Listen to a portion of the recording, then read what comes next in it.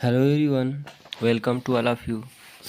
आज हम लोग good bye mister Chips chapter के सेकेंड पार्ट को स्टडी करेंगे और उसके हिंदी एक्सप्लेनेशन को समझेंगे और जानेंगे। So let's start. He made a point of getting to know all the new boys and having them to tea with him during their first term. जैसा कि पिछले पार्ट में हम लोगों ने देखा कि मिस्टर जो चिप्स हैं वो अपने आप को आइसोलेट नहीं रखते हैं, बच्चों के साथ घुल मिल कर रहते हैं। वो फील्ड में जाते हैं और उनको देखते हैं, उनसे मिलते हैं, उनकी भावनाओं को शेयर करते हैं। फिर इसके आगे जो होता है हम लोग आगे समझते हैं। उन्होंने अर्थात मिस्टर चिप्स प्रथम कार्यकाल यानी जो फर्स्ट टर्म है उन सब बच्चों को जानने के लिए, उनके बारे में समझने जानने के लिए अपने साथ चाय पर बुलाने का निश्चय किया। It was usual for older students to tell new ones. पुराने बच्चों के लिए यह एक सामान्य बात थी, जो कि नए बच्चों के साथ मिस्टर चिप्स अपना मीटिंग करना चाहते थे या उनसे मिलते थे चाय पार्टी पर। ये बातें पुराने बच्चों के लिए तो सामान्य बात थी, वो जानते थे कि ऐसा तो हर साल होता है। ये नए बच्चों के साथ मिस्टर चिप्स अपना मिलते हैं और उनसे बातें करते हैं, उनके बारे में जानते हैं। Decent old boy, Mr. Chips gives you jolly good tea and walnut cake with pink icing. पुराने लड़के जो यानी जो पहले से पढ़ रहे हो बच्चे होते हैं उनके लिए कह रहा है। पुराने लड़के मिस्टर चिप्स आमतौर पर यह सामान्यतः अच्छी चाय और गुलाबी आइसिंग वाला अखरोट का केक देता है। यह भी बताया जा रहा है कि जो पुराने बच्चे हैं और चिप्स सामान्यतः नए बच्चों को जब टी पार्टी में बुलाते हैं तो वो सुंदर सी अच्छी सी चाय और आइसिंग गुलाबी केक, अखरोट वाला केक देते हैं। Gradually Chips grew old with the institution and its tradition. धीरे धीरे मिस्टर चिप्स इस संस्था और इसकी परंपरा के साथ बूढ़े होते जा रहे हैं। Was in 1900 that Mr. Meldrum, who had been the principal of Brookfield for 3 decades, died suddenly of pneumonia. Mister Meldrum, जो कि 3 दशकों से ब्रुकफील्ड के प्रधानाचार्य थे, 1900 ईस्वी में अचानक उनकी मृत्यु हो जाती है या उनकी मृत्यु हो गई। In the interval before the appointment of a successor, Chips became acting head of Brookfield. In the interval यानी इंटरवल में before the appointment of successor, उत्तराधिकारी की नियुक्ति के बिना ही Chips become acting head of Brookfield. जो चिप्स थे वो ब्रुकफील्ड के उत्तराधिकारी यानी या हेड के तरह अभिनय करने लगे, ऐसे मानने लगे कि मैं ही क्या हूँ, यहाँ का हेड हूँ। There was a faint rumor that the governor might make the appointment a permanent one, but Chips was not really disappointed when they brought in a young man of 37 with the kind of personality that could reduce the big hall to silence by the mere lifting of an eyebrow. There was a faint rumour, मतलब हल्की धुंधली सी ऐसी अफवाह थी that the governor might take the appointment a permanent one, कि governor किसी की स्थायी नियुक्ति कर सकता है। But Chips was not really disappointed, लेकिन वास्तव में चिप्स थोड़ी भी निराश नहीं हुए when they brought in a young man of 37, जब वे अर्थात गवर्नर जो है एक 37 साल के व्यक्ति के ये नौजवान या नवयुवक व्यक्ति के साथ आते हैं। With the kind of personality that could reduce the big hall to silent by the mere lifting of an eyebrow. उसका व्यक्तित्व अर्थात पर्सनालिटी ऐसा था कि उसके भावों को उठाने मात्र से पूरे बड़े हाल में सन्नाटा छा सकता था। Mister chips was not in the running with that kind of person, and he knew it. Mister chips ऐसे पद के दौड़ में नहीं थे क्योंकि वह जानते थे वही जानते थे कि गवर्नमेंट यहाँ पे परमानेंट नियुक्ति करेगी, स्थायी नियुक्ति करेगी, इसलिए वो इसकी लालसा इच्छा नहीं थी, इसलिए वो निराश भी नहीं हुए। The new principal was mister Ralston. नए प्रधानाचार्य का नाम मिस्टर रल्सन था। Those were the year edged with sharply remembered picture. वे ऐसे वर्ष थे जिनके स्पष्ट यादगार चित्र मेरे मस्तिष्क में अंकित या छपा हुआ है। Mister Chips had a row with the mister Ralston. Mister Chips भी मिस्टर रल्सन की पंक्ति में या कतार में एक साथ खड़े थे। फनी थिंग्स, मज़ेदार बात यह है, mister Chips never took to him. Mister Chips ने उसे कभी नहीं बताया।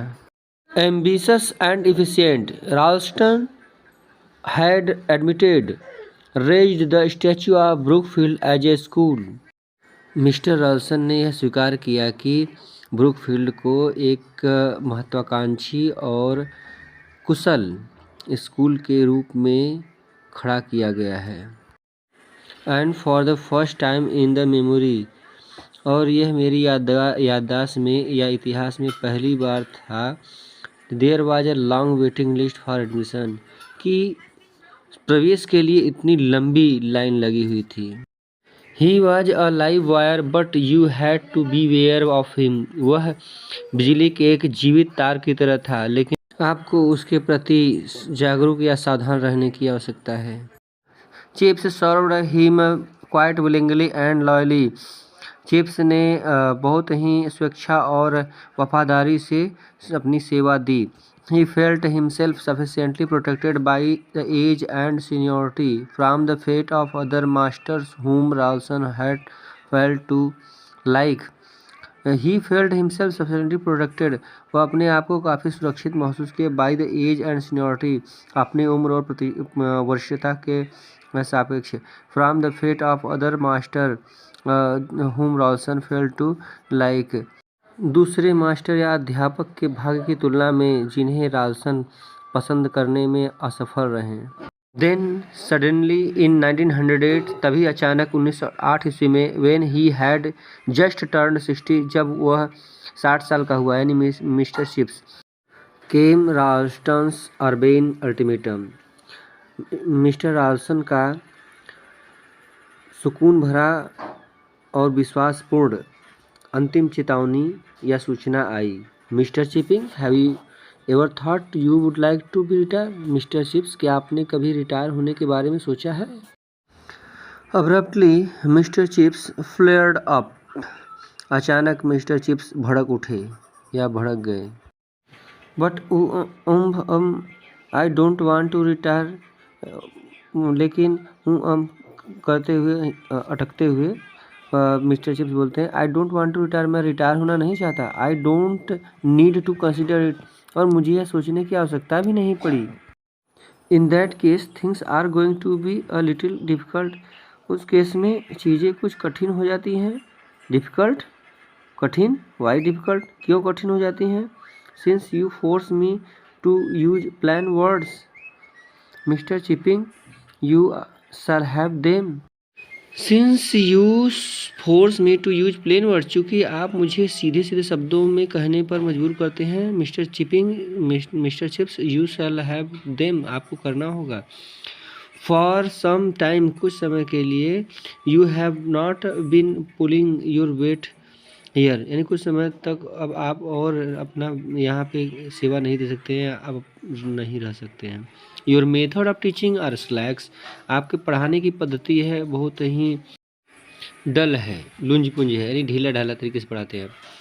एंड ओल्ड फैशन, और पूरा बहुत ही पुरानी पद्धति से पढ़ाते हैं, नई तकनीकी या शिक्षण पद्धति का उपयोग नहीं करते। योर पर्सनल हैबिट आर साल्वेनली, आपकी जो व्यक्तिगत आदतें हैं, स्वभाव है, बहुत ही साल्वेनली है। साल्वेनली का मतलब होता है अनटिडी या केयरलेसली, बहुत लापरवाही भरा।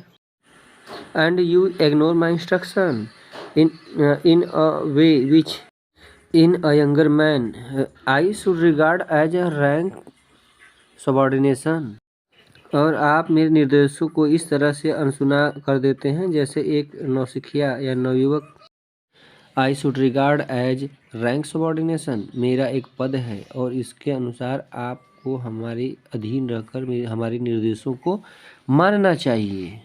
It won't do mister Chipping, यह नहीं करने दूंगा mister Chips. But Chips began in sheer bewildered, लेकिन चिप्स बिल्कुल घबरा गए। सॉल्वेंटली उम्फ यू सेड, लापरवाही से, हकलाते हुए बोलते हैं उम्फ हकलाते हुए। यू सेड, आपने कहा, लापरवाही से। यस, हाँ। Look at that gown you are wearing, अपने गाउन को देखिए जो आप पहने हुए हैं। I happen to know that gown of yours is a subject of continual amusement throughout the school, अब मुझे मालूम चला है। I happen to know that, मुझे मालूम चला है कि gown of your is subject to continual amusement throughout the school, आपका जो गाउन है पूरे स्कूल में, विद्यालय में मनोरंजन का कारण बना हुआ है, लगातार मनोरंजन का कारण बना हुआ है। Chips knew it too, Chips भी ये बात जानते थे। But it had never seemed, लेकिन उन्हें ऐसा कभी नहीं लगा। To him a very regrettable matter, लेकिन उन्हें ऐसा कभी नहीं लगा कि यह बहुत ही खेदजनक मामला या बात है। Ralston went on and this question of Latin punctuation, Ralston कुछ क्वेश्चन छोड़ते हुए मिस्टर चिप्स के लिए चले गए। I think I told you that I wanted to new styles used but you prefer old method, और ये कहते हुए जा रहे हैं कि आई थिंक, मुझे लगा, ये आई टोल्ड यू, मैंने तुमसे कहा कि that I wanted to new styles used, मैं जो पठन पाठन का कार्य है उसमें नई पद्धति या नई शैली चाहता हूँ कि नई शैली में आप शिक्षा दें। But you prefer the old method, लेकिन आपने पुरानी अपनी परंपरा या पुराने तरीके ही अपनाए। At last Chips got something which he could tackle in his own unique jocular vein, अंत में चिप्स को कुछ ऐसा विचार सूझा जिससे वह अपनी समस्याओं को बड़े ही हास्य तरीके से सुलझा सके। वेल, अच्छा। आई हकलाते हुए, आई एडमिट दैट, मैं स्वीकार करता हूँ कि I don't agree with the new punctuation, मैं स्वीकार करता हूँ कि मैंने नई पद्धति के अनुसार, नए पंक्चुएशन के अनुसार शिक्षण का कार्य नहीं किया। हकलाते हुए, a lot of nonsense in my opinion, मेरी राय में मैंने, या मेरी मत में मैंने बहुत सारे नॉनसेंस या नासमझी वाले कार्य किए हैं। Making boy say Kekero at school when for the rest of their lives they will say Kekero if they ever say it at all, school में बच्चों से केकरो कहलवाया गया। हकलाते हुए, for the rest of their life they will say Kikero, अपने बचे हुए जीवन में भी वे किकरो कहते रहेंगे। If they ever say it at all, बिल्कुल, यदि ये कहा गया तो वो अपने बाकी के जीवन में भी यह कहते ही रहेंगे। एंड इंस्टीड ऑफ विसिसिज्म, इसके अलावा बात को बदलते हुए, गॉड ब्लेस माई साउस, भगवान मेरी आत्मा को आशीर्वाद दे, यानी मेरी आत्मा को शांति दे, आपने उनसे कहलवाया। वी किस इम, हम उन्हें चूमते हैं, यानी उस बातों को स्वीकार करते हैं।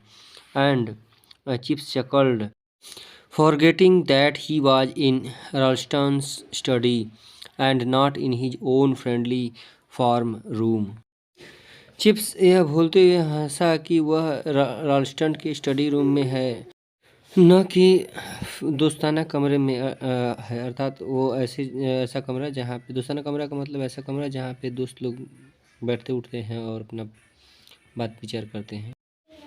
Thanks for watching video, like share and subscribe the video को जितना ज़्यादा हो सके आप लोग लाइक शेयर करें और चैनल को सब्सक्राइब करें। धन्यवाद।